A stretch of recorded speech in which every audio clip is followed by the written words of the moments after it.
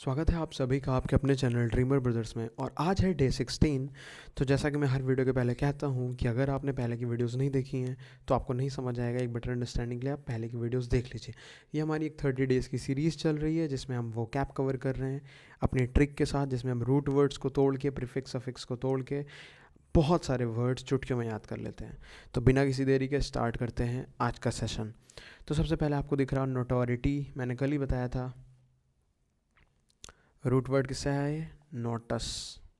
Notes जिसका मतलब क्या होता है? जिसका मतलब होता है वेल नोन, फेमस, बट किसी निगेटिव चीज़ के लिए। ये एक निगेटिव सेंस में यूज़ होता है नोटोरिटी। नोटोरिटी मतलब आप प्रख्यात नहीं, आप कुख्यात हैं, ठीक है। ये नोटोरिटी तो नोटोरियस का ही एडजेक्टिव और वर्ब वाली चीज़ हो गई। अब टू कॉन्ज्यूमेट, मैंने कॉन्ज्यूमेट कल ही बताया था। हाईएस्ट या परफेक्शन, ये इसका वर्ब है टू कॉन्ज्यूमेट, ठीक है। कॉन्ज्यूमेसी एडजेक्टिव, नाउन, कॉन्ज्यूमेशन, वर्ब, ठीक है। ये आपके लिए होमवर्क है। मैंने डे 15 के सेशन में बहुत अच्छे से बताया हुआ है कॉन्ज्यूमेट, ठीक है। तो उसी के हिसाब से आप कॉन्ज्यूमेसी, कॉन्ज्यूमेट और कॉन्ज्यूमेशन की मीनिंग मुझे कमेंट सेक्शन में लिख के बताएंगे।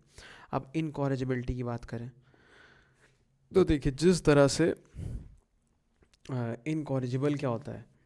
इनकॉरेजिबल होता है जिसे करेक्ट ना किया जा सके, क्योंकि कॉरिगो मतलब होता है टू करेक्ट। कौन सा रूट वर्ड होता है? कॉरिगो, जिसका मतलब होता है टू करेक्ट। तो उसी हिसाब से इनकॉरिजिबिलिटी का मतलब होता है state of being beyond reform और करेक्शन। एक ऐसी स्टेट पे पहुंच जाना जहाँ से रिफॉर्मेशन नहीं हो सकता है, ठीक है। जहाँ से रिफॉर्मेशन नहीं हो सकता है। अब वेटरन की बात करें, वेटरन मैंने कल भी समझाया था। वेटरन एक्टर या कोई मिलिटेंट हो सकते हैं, कर्नल अर्नल, वेटरन जिन्हें कहते हैं।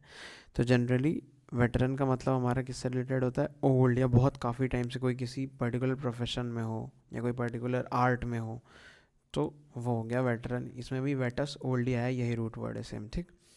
अब बात करते हैं जेनेटिक्स। तो जेनेटिक्स, पहले तो जीन आया हुआ है। जीन किससे आया हुआ है? जेनेसिस से आया हुआ है। जेनेसिस का मतलब क्या होता है? बर्थ या ऑरिजिन, ठीक है। ये भी हमने कल डिस्कस किया था। अब देखिए, जीन का मतलब क्या होता है? जीन का मतलब होता है particle that transmits hereditary characteristics. आपके जो हेरिडेटरी कैरेक्टरिस्टिक्स हैं, जो आपके माता पिता से आपके ऊपर आते हैं या आपके कैरेक्टर में आते हैं या आपके बॉडी में आते हैं, तो उन्हें हम क्या कहते हैं? जीन्स। और जेनेटिक्स क्या होता है? जेनेटिक्स होता है साइंस ऑफ हेरिडिटी। यही जो पेरेंट्स से ऑफस्प्रिंग में जो जीन्स जाते हैं, इसी साइंस ऑफ हेरिडिटरी को हम क्या कहते हैं? जेनेटिक्स। क्या कहते हैं?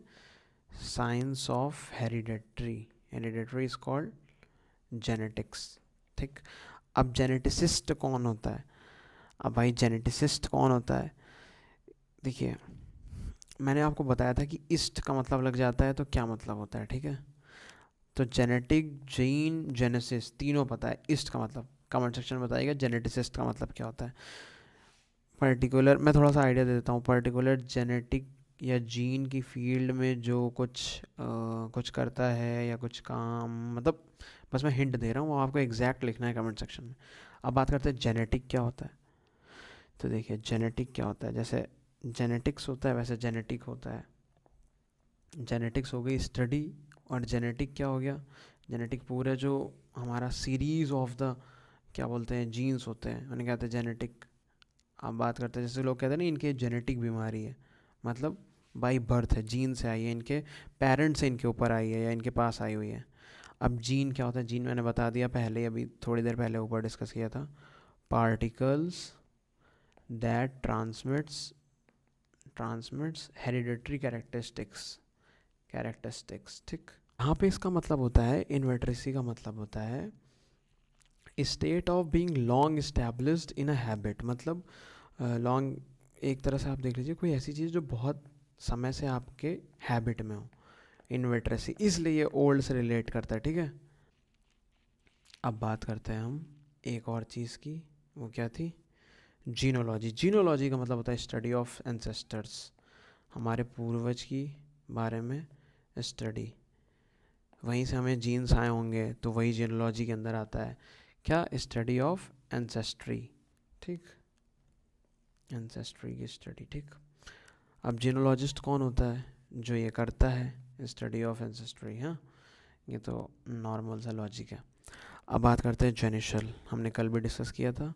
जेनिशल का मतलब क्या होता है? जेनिशल का मतलब होता है इट्स रिफर टू रिप्रोडक्शन और टू द रिप्रोडक्टिव और सेक्सुअल ऑर्गन्स। क्योंकि जेनेसिस से है, जेनेसिस मतलब बर्थ, और बर्थ हमें कौन सा ऑर्गन देते हैं, मतलब किन का इन्वॉल्वमेंट होता है? रिप्रोडक्टिव ऑर्गन्स का। तो जेनिशल मतलब होता है reproductive organs. Genesis means birth या ऑरिजिन। ये तो डायरेक्ट रूट वर्ड पूछ लिया गया आपसे। हेरिडिटरी मैंने बता ही दिया। हेरिडिटरी का मतलब क्या होता है, चलिए एक बार फिर से बता देता हूँ। हेरिडिटरी का मतलब होता है it refers to the characteristics passed on to offspring by parents. बच्चे में जो भी कैरेक्टरिस्टिक्स आते हैं पेरेंट्स से, उन्हें हम क्या कहते हैं? हेरिडिटरी। बाकी सारी चीज़ें एज इट इज़ हैं।